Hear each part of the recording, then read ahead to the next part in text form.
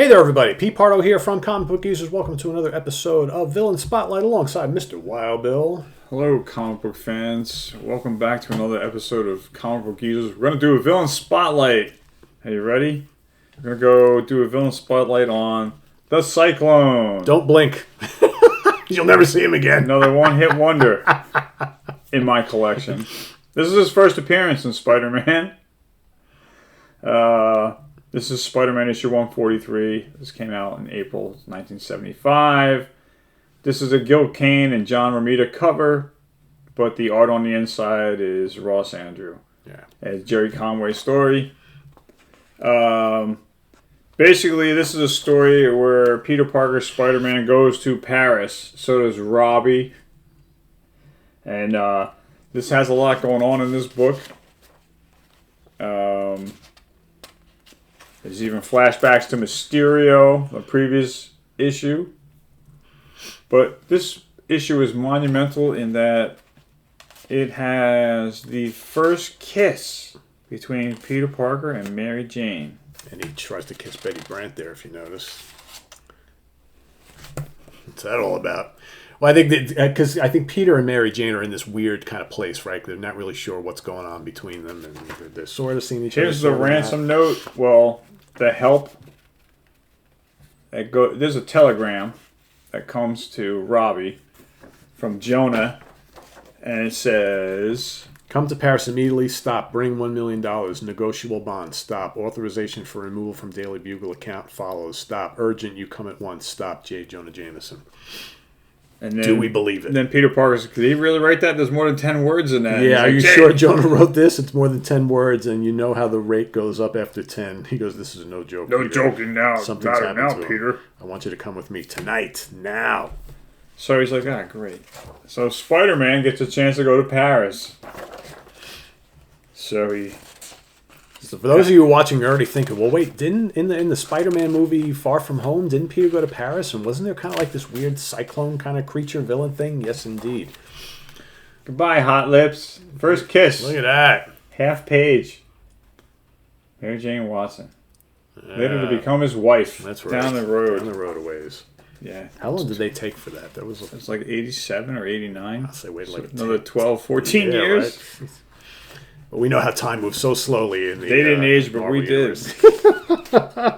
Oh, wait, there's more. Hold on. Another kissy. Oh, Oh, baby, boy. I love you. Peter's on cloud 9. He's like, woohoo, MJ. Yeah, we're already Cloud 9. He's on page, what's that, page 17 now? That's 15. I love MJ goes, wow, why didn't you ever tell me you could kiss? I mean, wow. So after all this time, right? She's like, holy crap. That's So we got two kiss panels. 2 kiss panels. Look at that. Page 11. Page 11, the first one. Come here, tiger. Yep. Unless this is a continuation. No, MJ's awesome. So now, you'll notice we're up to page 16, and Spider-Man is in Paris trying to help get this J. Jonah Jameson out of trouble again. Yes, of course, as always. So Robertson is going... He's just walking around smoking his pipe, probably wondering where the hell's He's Peter Parker. following directions Yeah. from the kidnapper. Peter's nowhere to be found, but of course he's flying overhead or sort of swinging Setting up overhead. his camera to make pictures. Yeah. So we still haven't seen this guy. Yeah. That's how... Shows you Marvel had a lot of trust in this villain right here, right? Let's not even show him. Bait and switch. Here we are. We're on page 23, and you still haven't seen him. But now the minions are there. Yeah. The would-be crooks. They're going to try and take Robbie into custody, too. Yeah. Spider-Man So then Spider-Man springs into action. takes care of them pretty quickly. And then that's when the villain... Not yet. I was going to say, that's when he shows up. His name is Andre Girard. He was born in Lyon, France. He's a French engineer, and he worked for NATO. And he invents this whirlwind, this costume that can make this whirlwind. And, of course, his commanders, his superiors, they don't care. So he's like, you know what? I'm going to use this suit for myself. Does that sound familiar? Didn't Stiltman do that? Didn't Stan Lee himself do that when he invented the idea of Spider-Man and he pitched it to his boss, and his boss was like, I don't care. Nobody likes spiders. Nobody's going to like that nobody story. will like this character. So he held on to his Spider-Man story. But anyway, it's funny. I think Stan Lee used his own life experience and incorporates it into these villains with their, I got an invention and nobody cares, so I'm going to use it for myself. There's a lot more than we haven't even mentioned just now. There's so many of them. So there he is. He finally shows up. Right? You Americans. That's the first thing he says. Well, we see him as a little tornado down here. Yep. But we don't see him in costume until page 31. And there's only 32 pages. And he's like, you damn Americans always interfering. Yep. You know? Interlopers. So he whips up a tornado and it throws Spider-Man into a wall. It kind of makes him kind of groggy. And then he's like, you know what? I have Jameson and I have Robertson. You better give me that $1 million in bonds. Or I may just come after you, Spider-Man. You might be next if you don't give me the money. And then he's gone. So this continues in the next issue, but he's not on the cover, so I didn't bring it out. And that would be the finale and the last we see from this guy. I don't remember ever seeing him. Yeah, what, you really want to stay tuned for 2 more panels in the next book? I'm not doing that to you. You can look it up electronically online and tell me there's 5 or 6 pages. I don't know, but what's the point? He's not on the cover. Yeah. But anyway, he's a one-hit wonder in my book. Yeah. But he did make it, I guess, into the 90s. Oh, really? Yeah, there's another issue where he's sent to wipe out Spider-Man and Moon Knight in a Moon Knight issue. Okay. From the 90s or late 80s. Oh, okay. And he gets foiled again. I'm sure. So.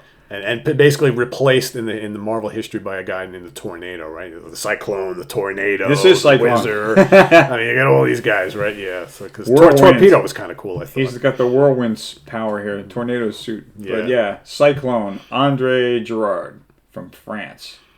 If anybody has any more interesting things to say about Cyclone, please let us know. I'm sure you're going to tell me. We're searching here. We're I'm a comic book geezer, not a comic book know-it-all. Don't need to know everything about comics, but I figured you'd like this guy because I do the obscure villains for Villain Spotlight, and you can't get more obscure than the Cyclone.